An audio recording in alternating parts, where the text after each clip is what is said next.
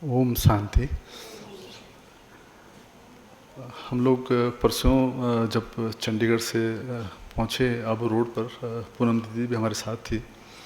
तो रास्ते से गुजरते हुए मैं सोच रहा था कि जब मोहिनी दीदी और बाबा जब इस माउंट आबू पहुँचे होंगे, इस बियाबान जंगल में, और कैसे शुरुआत हुई होगी, कितना जटिल रहा होगा वो समय। माना ये एक तपस्थली थी, लेकिन उतनी जटिलताओं से थी। आप जानते हैं कि पहाड़ में किसी एक ईंट को ले जाना भी और उतना बड़ा उसको जोड़ना फिर एक बहुत कठिन काम है। तो मैं आज इस ज्ञान सरोवर को फलीभूत करने वाले तमाम योगिनी बहनों, ब्रह्म बहनों, भाइयों का मैं आभार व्यक्त करता हूँ, जब एक सुंदर रचना हमारे सामने एक सकारात्मक सोच को लिए हुए हमारे सामने आई है। तो आज का विषय बहुत महत्वपूर्ण है।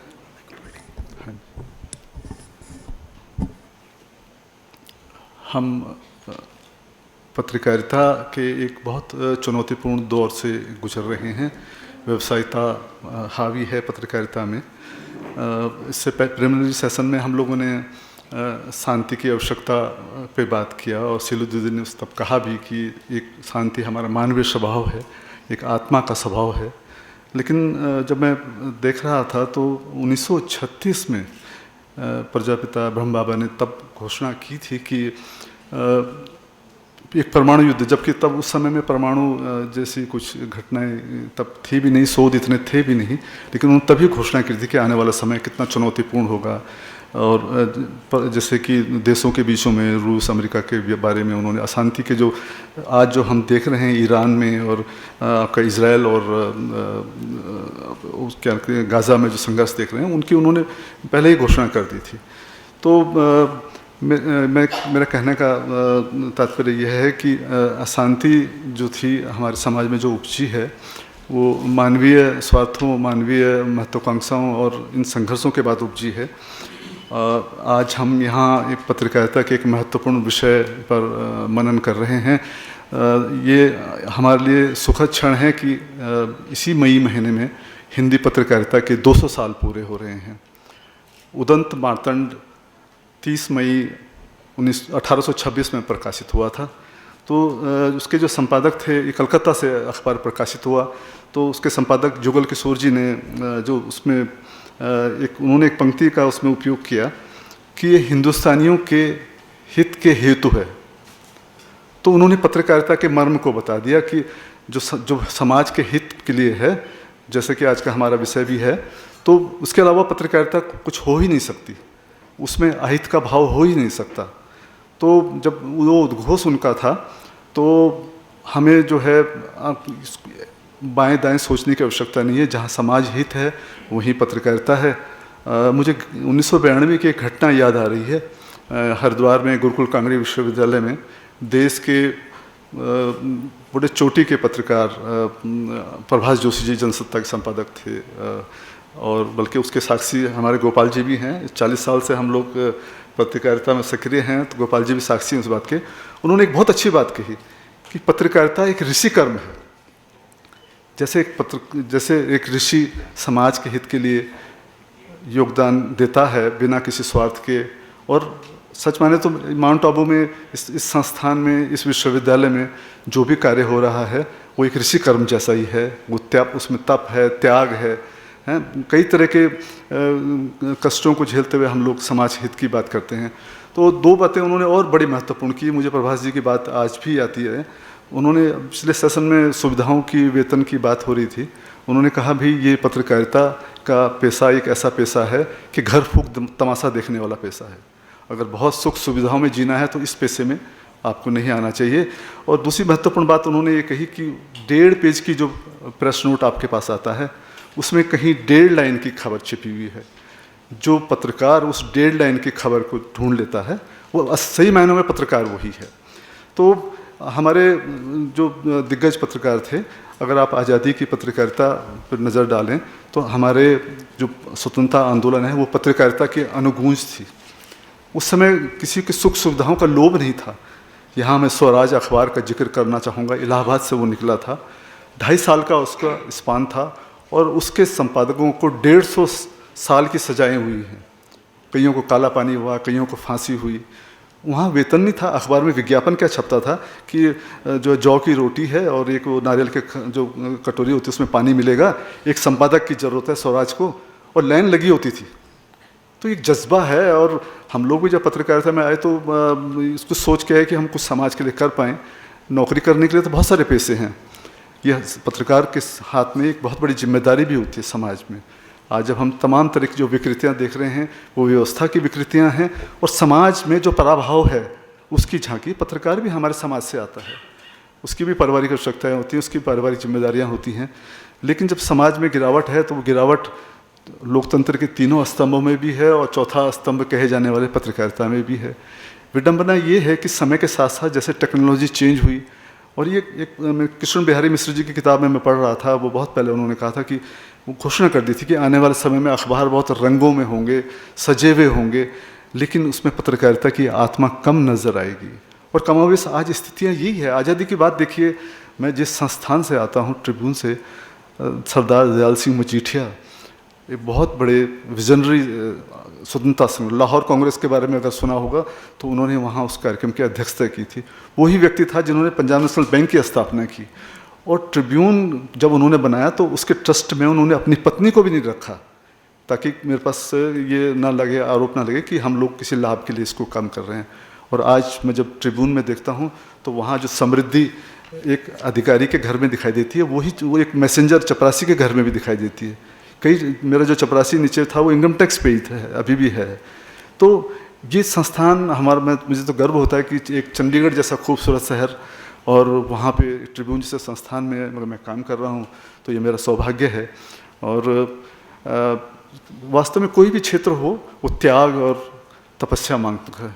जब मैं अपने घर से निकलने के लिए चंडीगढ़ के प्रेस क्लब को जाता हूँ तो रास्ते में एक सुंदर सफ़ेद बिल्डिंग चमकती होती है, डिवाइन हाउस के नाम से, जिसको रचने में पूनम दीदी ने अथक प्रयास करे। मुझे समय याद है, अस्वस्थ होते हुए भी उन्होंने जो त्याग और तप से उस सुंदर और आध्यात्मिक इमारत को खड़ा किया। ये इस संस्थान की ईश्वरीय विश्वविद्यालय की संस्कृति का परिचायक है। तो जीवन का कोई भी क्षेत्र हो, हमें जब तक हम लोग समर्पण भाव से, त्याग भाव से और जिम्मेदारी के भाव से काम नहीं करेंगे, तब तक हम लोग वो उस तरह काम नहीं कर पाएंगे। अब स्वतंत्रता आंदोलन में आप देखिएगा, महात्मा गांधी एक अच्छे पत्रकार थे, पंडित नेहरू एक अच्छे पत्रकार थे, मदन मोहन मालवीय जी के तप को देखिए आप, वो किस तरह से वो किसी पे चंदा लेने गए तो किसी ने उनकी झोली में जूता डाल दिया था, उन्होंने उसको भी स्वीकार किया। आज वो हिंदू विश्वविद्यालय के नाम से जो संस्थाएं खड़ी हैं, वो हिंदुस्तान अखबार में उन्होंने काम किया। पराडकर जी को देखिएगा, आप भगत सिंह को देखिएगा कि वो आज के दफ्तर में आकर के काम करते रहे, वहाँ पे गणेश शंकर विद्यार्थी जी के साथ काम करते रहे। गणेश शंकर विद्यार्थी का बलिदान देखिए, वो सांप्रदायिक दंगों को रोकने के लिए गए और उनकी हत्या कर दी गई।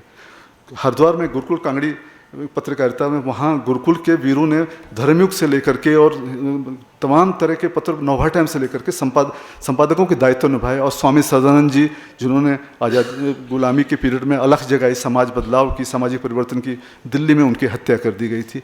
तो पत्रकारिता का इतिहास बलिदानों से भरा हुआ है। वो आज भी जुगनू चमक रहे हैं जिन्होंने अपने बलिदान दे करके इस पत्रकारिता में।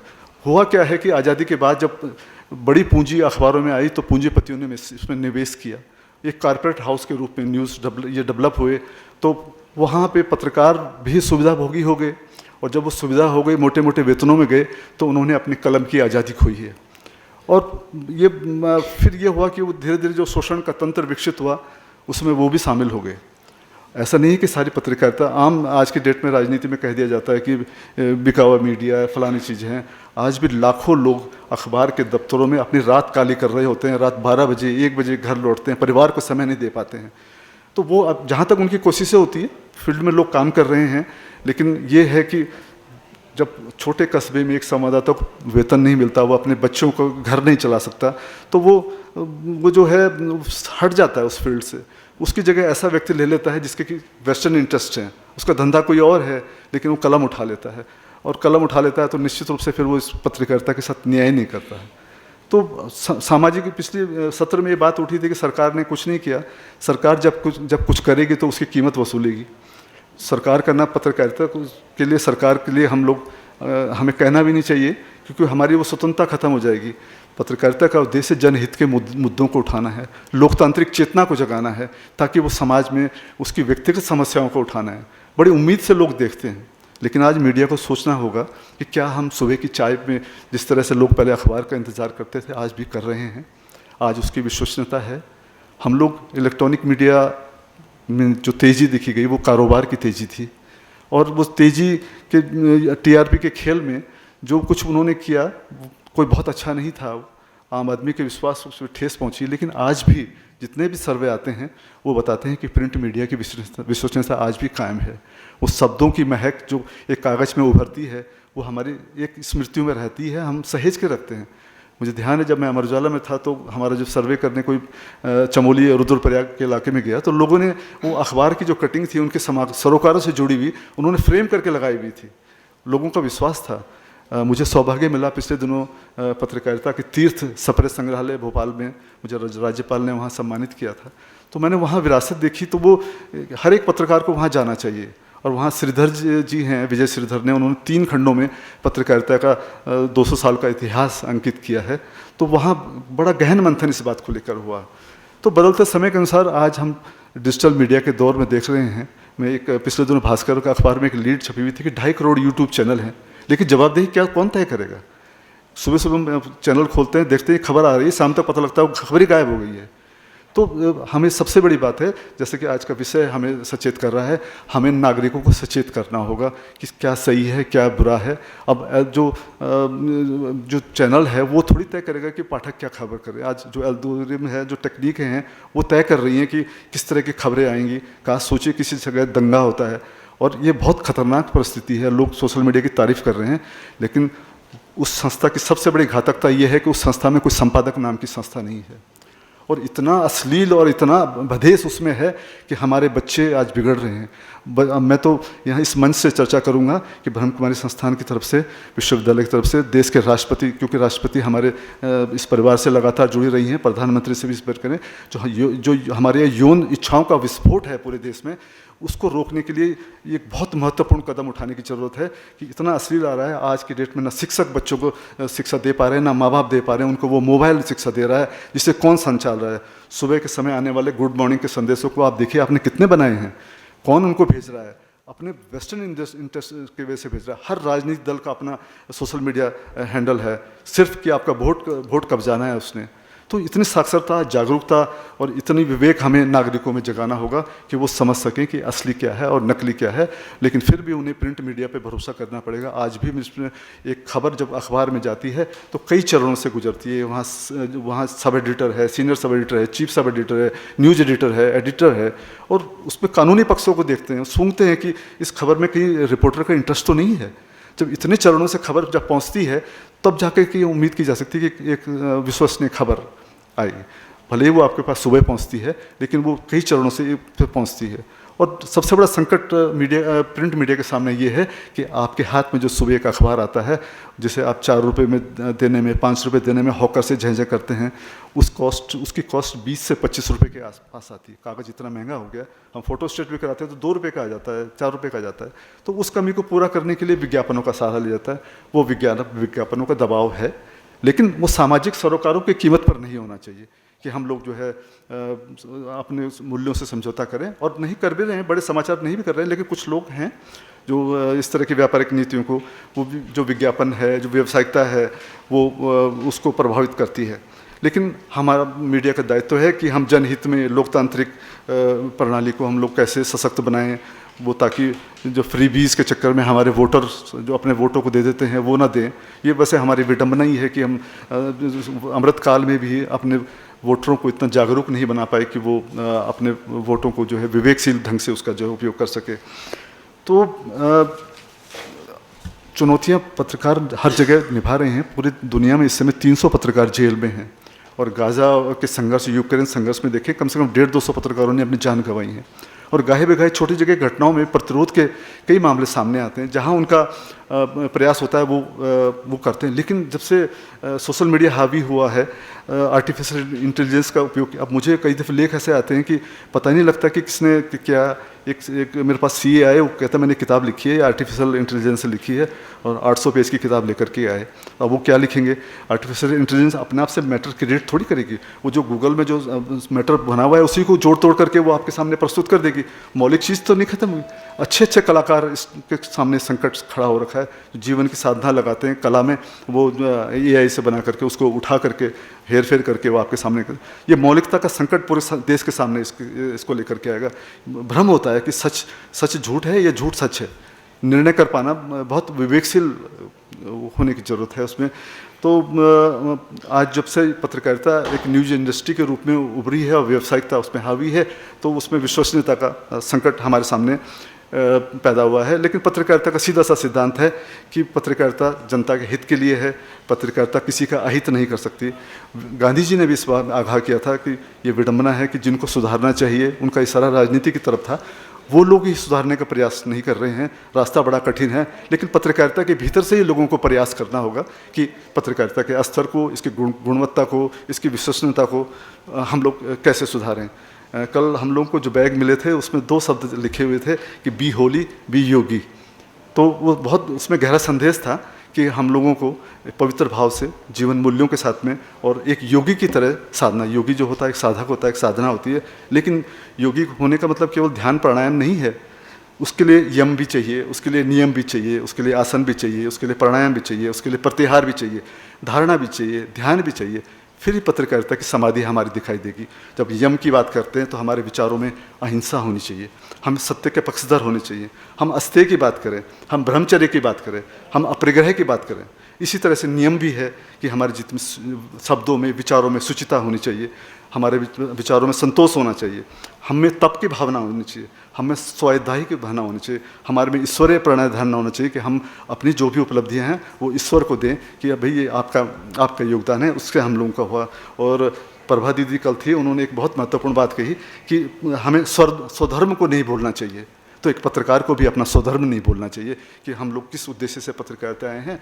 कई जी, तो ये बड़ा महत्वपूर्ण बात है कि हम लोग उस भाव को समेट अपने साथ समय के साथ साथ नहीं ढाल पाए हैं, इसलिए हम लोगों पर ये उंगलियां उठती हैं। तो मैं विश्वास करता हूं कि हम जब इस ज्ञान सागर से घर लौटें तो ज्ञान के मोती लेके उठें और समाज की पत्रकारिता के दायित्वों के लिए अपना योगदान करें। धन्यवाद।